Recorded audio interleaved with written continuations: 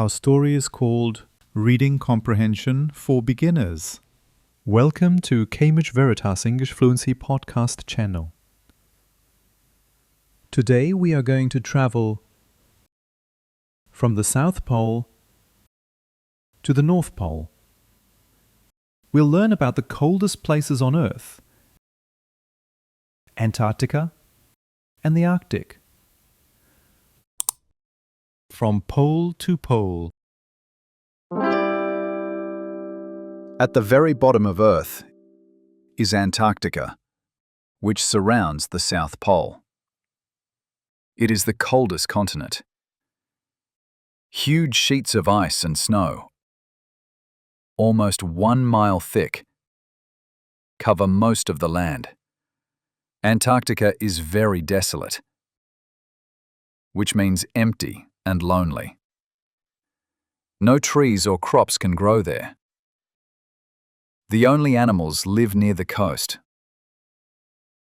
like whales, seals, penguins, and fish. Antarctica is also very dark in winter. For months there is no sunlight at all. The temperature can fall below -100 degrees Fahrenheit. Because of this, no people live there permanently. Only scientists and explorers visit. Now, at the very top of Earth is the Arctic, which includes the North Pole, the Arctic Ocean, and parts of Europe, Asia, and North America. Unlike Antarctica, people do live in the Arctic.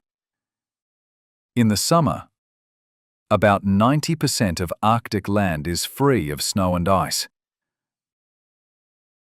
But the winters are long and dark. The soil is permafrost, which means it is frozen all year. Because of this, plants cannot grow very tall. Still, animals live here too. In the Arctic, you can see reindeer, caribou, bears, ducks, geese, and loons. People also live there and have learned to survive the extreme weather. So, Antarctica has no permanent people, but the Arctic does. Both are icy, cold, and full of amazing wildlife. Now let's answer some questions. Question 1. Which place has no permanent people? A. Antarctica. B. Arctic. Think carefully. The answer is A. Antarctica. Question 2. Which region has reindeer and bears? A. Arctic. B. Antarctica. Think carefully.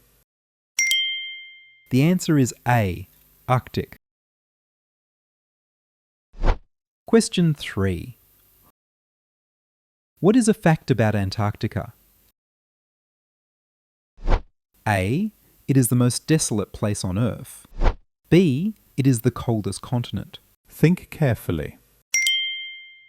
The answer is B. It is the coldest continent. Loads of fun. Annie is at summer camp. She writes a letter to her mum and dad.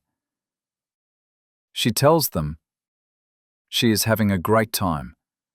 She went canoeing with her new friends, Taryn and Kari. It was hot, so they splashed each other with paddles. They laughed and laughed. But then the canoe tipped over. Their counselor was not happy. As punishment, the girls had to mop the mess hall after dinner. Annie jokes that she is now an expert mopper. In her letter, Annie asks if she can stay at camp for 2 more weeks.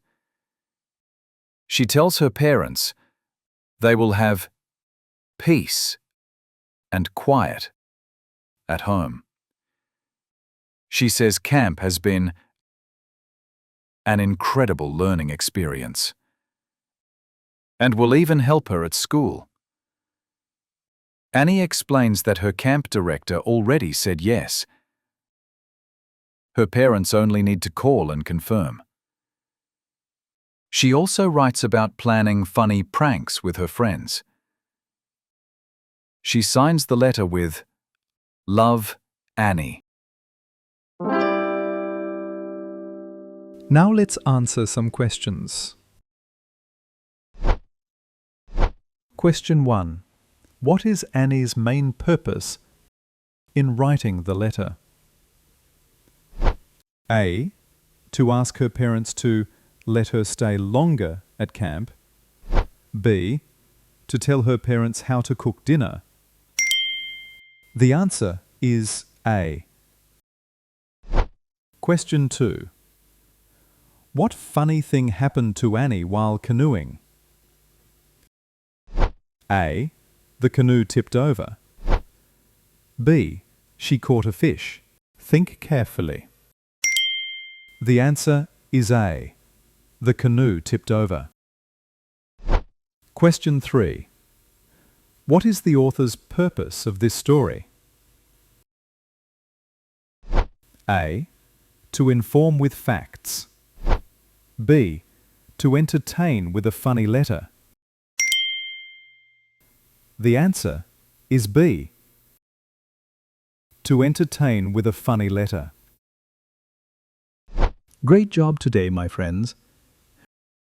We learned about 2 very different stories. First, From Pole to Pole, about Antarctica and the Arctic. Then loads of fun, Annie's cheerful letter from summer camp. You practiced listening, facts and opinions, and the author's purpose. That's all for today. We hope you enjoyed this story. If you liked this video, please press the like button and subscribe. Do you want to learn more English with us? Click the link in the description or the first comment to join our English communication program.